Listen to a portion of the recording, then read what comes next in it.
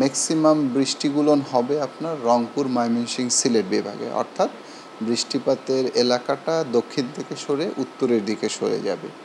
তো আগামী 24 ঘন্টার ফোরকাস্টে যেটা বলা হয়েছে, ঢাকা, খুলনা, বরিশাল এই 3 বিভাগের অধিকাংশ জায়গায় এবং রাজশাহী, রংপুর, ময়মনসিংহ, সিলেট এবং চিটাগাং বিভাগের অনেক জায়গায় হালকা থেকে মাঝারি ধরনের বৃষ্টির সম্ভাবনা আছে। সেই সাথে খুলনা, বরিশাল এবং চট্টগ্রাম বিভাগের কোথাও কোথাও মাঝারি ধরনের ভারী থেকে ভারী বৃষ্টিপাতের সম্ভাবনা আছে। এবং বিগত 2 দিনের কথা আপনি যদি চিন্তা করেন, যে বিগত 2 দিনে কিন্তু দেশের দক্ষিণাঞ্চলে বৃষ্টিপাতের পরিমাণটা অনেকটাই কম ছিল, উত্তরের দিকে বেশি ছিল। তো আগামী 24 ঘন্টায় যেহেতু দক্ষিণের দিকে বৃষ্টিপাতের পরিমাণটা বেশি এবং সেই সঙ্গে চিটাগাংয়েও যেহেতু ভারী থেকে অতি ভারীর সম্ভাবনা আছে, তাই বিক্ষিপ্তভাবে ভূমিধসের সম্ভাবনা আছে।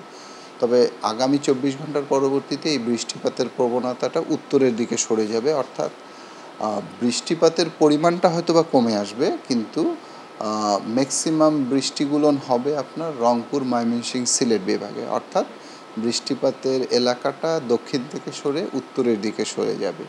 এটাই হচ্ছে যে আগামী 24 ঘন্টার পূর্বাভাসের মধ্যে আমরা এটাই বলতেছি এবং ধারণা করা হচ্ছে যে এই ধারাটা আগামী 3-4 দিন অব্যাহত থাকবে।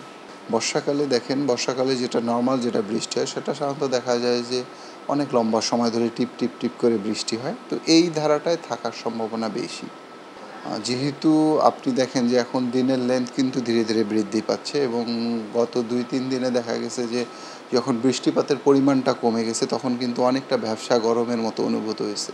এটার বড় কারণ হচ্ছে যেহেতু দিনের লেন্থটা বড়, যখন এই মেঘ কিছুটা কমে যায় সূর্যের আলো প্রচুর পরিমাণ আসে এবং বর্ষাকালে যেহেতু দক্ষিণ দিক থেকে বাতাস আসে, বাতাসের মধ্যে প্রচুর ময়েশ্চার থাকে। এই ময়েশ্চার এবং তার সঙ্গে সানলাইট, এই দুটোর ফলে আমাদের ভ্যাপসা গরমের অনুভূতিটা থাকে।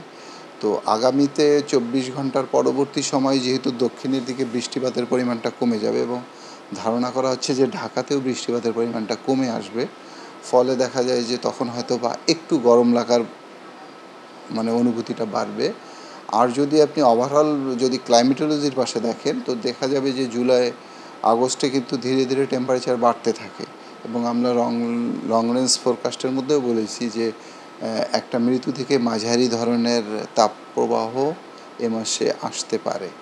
তবে যখন বৃষ্টিপাতের পরিমাণটা কমে আসবে তখন এই অবস্থাটা তৈরি হবে।